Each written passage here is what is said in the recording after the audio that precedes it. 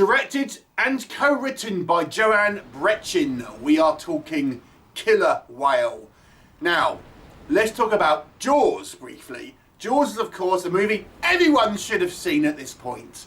And when Jaws came out, it spun out a load of imitators, one of which was Orca, which to my knowledge is the only movie that actually has a animal attack movie based on a killer whale or an orca. Until now, that is. So, what is the story of Killer Whale? Now, this is no Free Willy, let me tell you. The story is somewhat similar to the movie The Shallows, I have to say. So it focuses on two female friends, one of which, our main character, her boyfriend was killed in a botched robbery about a year before. So they go on a kind of a holiday to try and, get over the whole sort of situation. And our main character, she's very much into sort of killer whales, and in this particular area that they go, there is a kind of SeaWorld style attraction which has a killer whale in captivity. But this killer whale has actually been responsible for the deaths of 2 employees, and it just so happens that the owners of this aquarium want to basically now wash their hands, so to speak, of this this orca. So they dump it in this particular kind of part of the ocean, and it just so happens this is where these two women are going, along with a hunky local guy that they've kind of met along the way.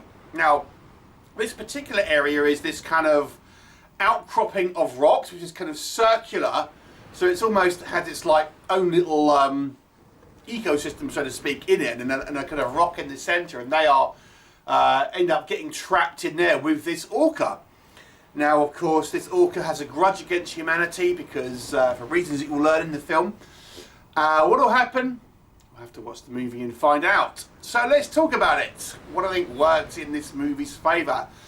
So I had actually seen the trailer of this one and was quite eager to see it. I don't generally watch trailers, you may be surprised to know, but this one I did.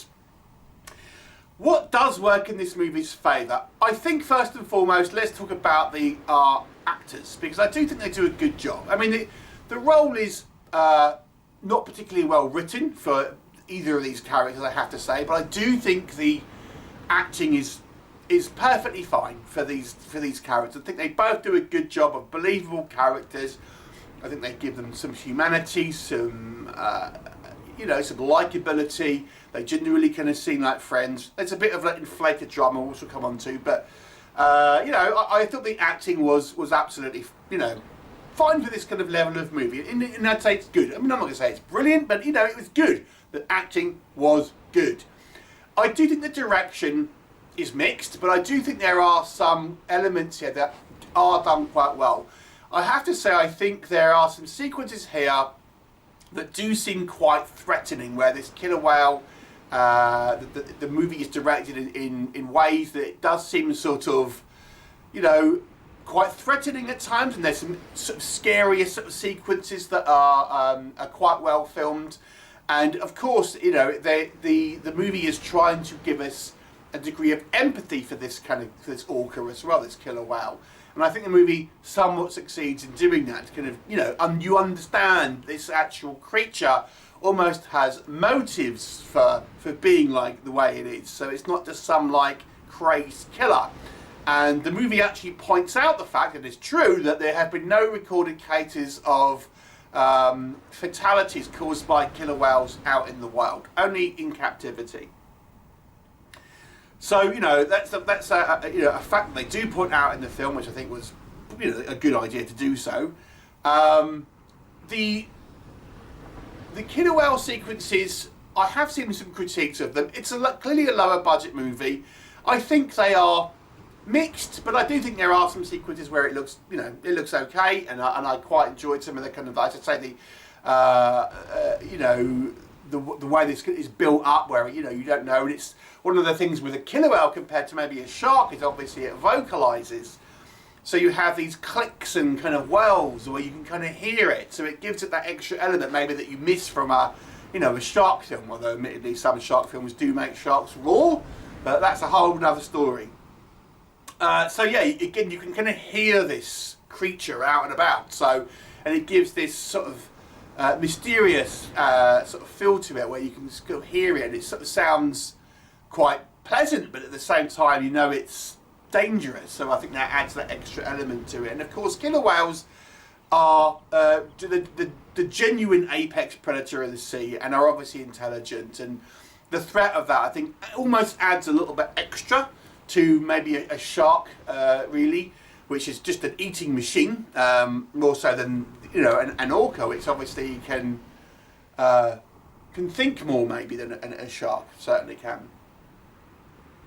So, you know, there are some elements to enjoy here. The movie isn't great, I've got to be honest with you, but it does have a degree of entertainment value.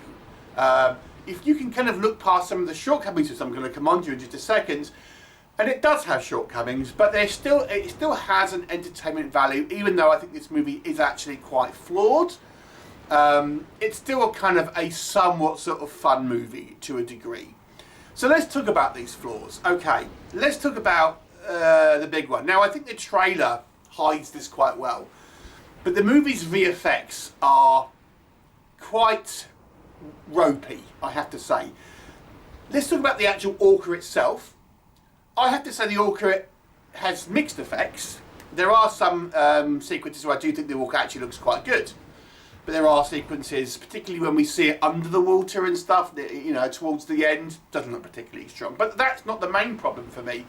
The main problem with the VFX is actually the kind of the surroundings, because it looks like really like crappy green screen or blue screen or whatever it is. They really kind of fake looking backgrounds and things like this. The way this movie is filmed, it just feels like it's filmed in a water tank with a kind of a projection style background, and it looks awful. And when it kind of moves around, it's kind of almost moving around unnaturally and stuff. It just doesn't look very good.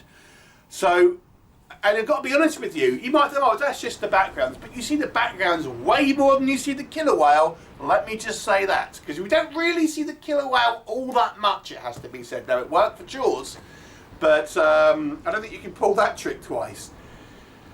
So yeah, the VFX are rather crappy, I have to say. And like I said, you're often seeing this the virtual background. It does not look good. You know, the kind of the green screen on the jet ski and things like this. The movie is utterly predictable. Utterly predictable. So we have these two friends. We learn a lot of backstory about one and barely nothing about the other one. That's all I'm saying. Draw your own conclusions. All right. But just the way this movie, plays out, it's very like clunky, kind of like, here's the thing we're going to need later on in the movie. Let's linger the camera on this thing that we're going to need later on in the movie. And I get that you need to have a bit of foreshadowing at times and stuff, but it's so clunky. The script is horrible as well. The dialogue here is atrocious at times. Now, I think the acting is fine, but I think the dialogue is, for large portions of it, very unnatural feeling. Lots of kind of like, the way it's written is like, you know, the characters have to kind of explain things to, I mean, I'm not exactly exposition, but how they're sort of saying things is like, so it's informing the audience about the status quo rather than a kind of a natural conversation between two people and things like that. So the dialogue is just awful. And then there's just massive logic issues in this film, like, at the beginning of the movie, they break into this aquarium and they see this killer whale basically kill the second person. And then for the next day, they go out on this trip to this kind of rocky sort of outcropping, which is perfectly circular. And then this killer whale is in this, circular outcropping of rocks. How the hell did it get there? We're told that the aquarium wanted to get rid of this thing. How did they get it into this kind of this particular area overnight? It just seems like that would be quite a big operation, and you would need a lot of logistical kind of management and things like that. It just doesn't make any sense. The other missed opportunity here is if you're going to have a killer whale compared to a shark as your antagonist, what has the killer whale got that the shark doesn't have? Intelligence. It's the kind of the thing that you see in like nature videos, the way they hunt seals and stuff, they use intelligence, but it doesn't really, this never really comes into effect here. I mean, it's just a kind of a creature which we get a little bit of empathy for, admittedly, but I didn't really feel they took advantage of what sets this creature apart from a shark is its level of intelligence, and that's never really sort of taken advantage of, so that's a bit of a missed opportunity. Ultimately, I can't say this is a good film. It's a little bit of a missed opportunity, I have to say. I appreciated it on a kind of an entertainment value. You can watch it as a goofy watch, and you know, you can accept that it's got some flaws, but you can kind of still have fun with it. I'm going to give it a 5 out of 10. It's watchable, but don't be expecting anything that's going to kind of be on anyone's top 10 list at the end of 2026. Let me just say that. If you've seen Killer Whale, please let me know your thoughts. Let me know what you think.